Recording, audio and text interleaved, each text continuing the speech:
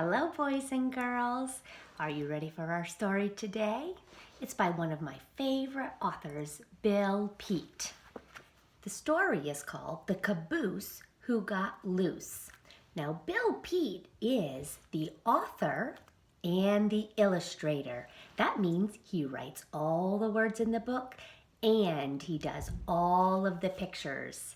So he's an awesome guy. All right, are you ready? The Caboose Who Got Loose.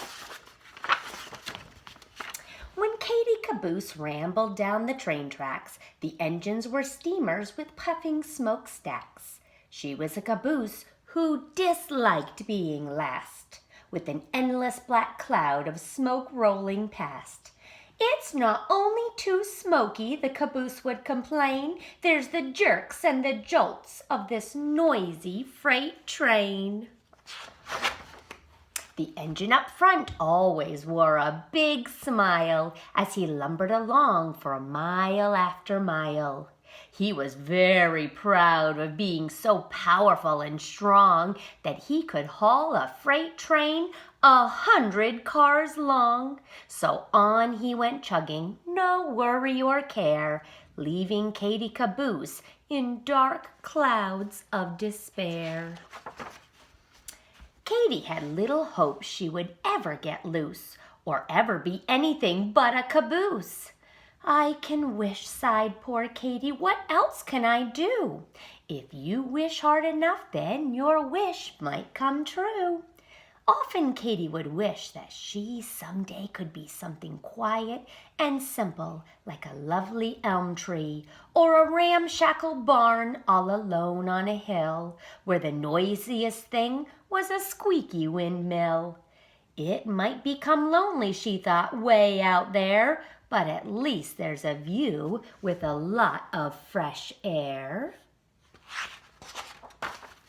Whenever she passed through a small country town, Katie wished she could stop and just settle down and be one of the houses who sat in a row on a tree-shaded street and have no place to go.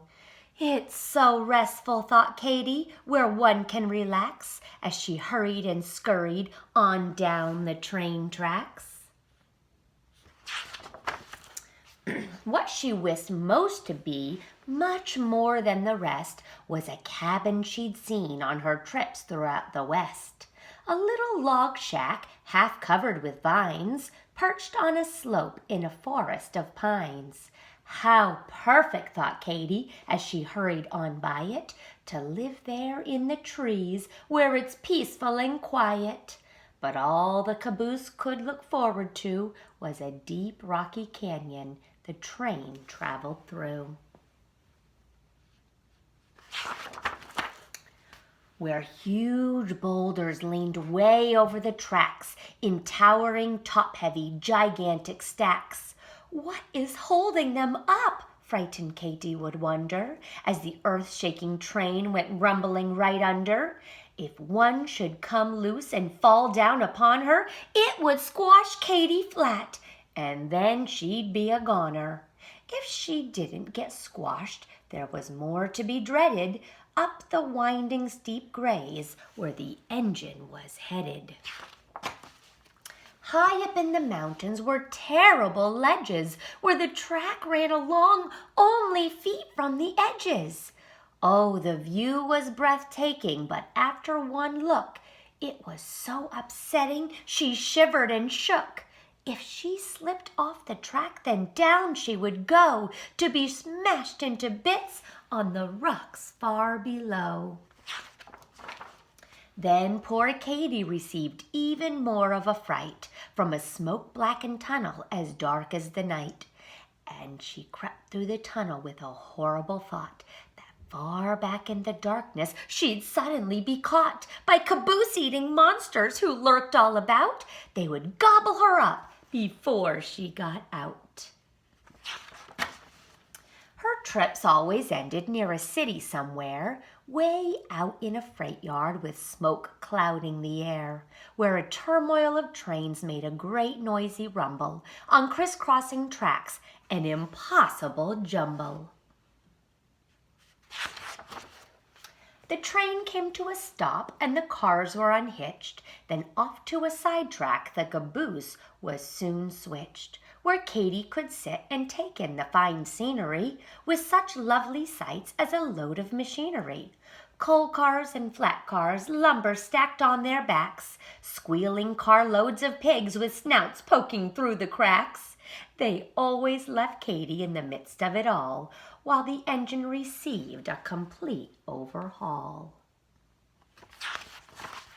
The huge engine at last had run down from the strain, from the 10,000 miles he had hauled the long train. Back in the roundhouse men swarmed all about to check over and under him, inside and out, replacing old pistons and bolts that were missing, patching leaks in the boiler that made a loud hissing, cleaning rust from his piping that ran everywhere, checking steam valves and pumps in great despair. As Katy sat there through one long dreary night, staring up through the smoke at a red signal light, a small house appeared in the sky like a ghost, a shack of the switchman perched high on a post. "I'd like to be you," said the shack very sadly. "If I could trade places, I would very be gladly. A caboose is what I've always wanted to be, for you have the best life from what I can see." Before Katy could think of some way to reply, all at once a long freight train came thundering by. The next thing she knew, she was jerked and then jolted, then hitched to the train with her coupler bolted.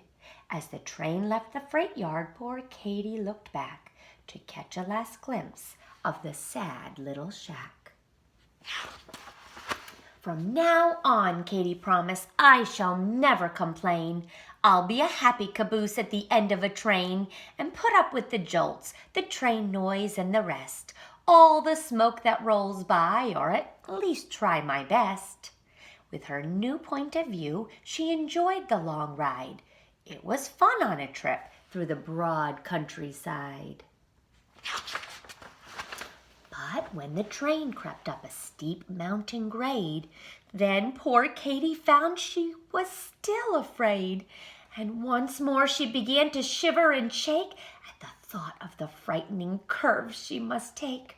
Her unsteady wheels could cause her to slip, which would suddenly put a quick end to the trip.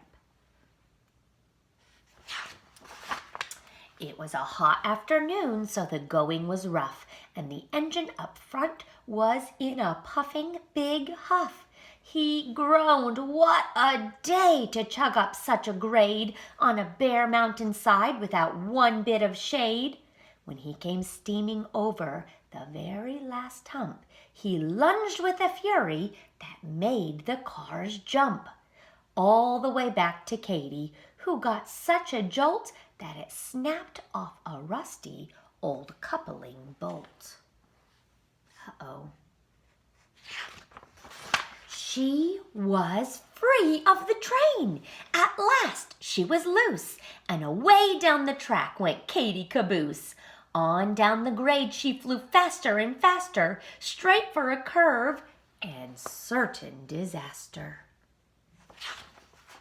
When Katy hit the curve, she took off like a kite, high over the treetops on her first and last flight.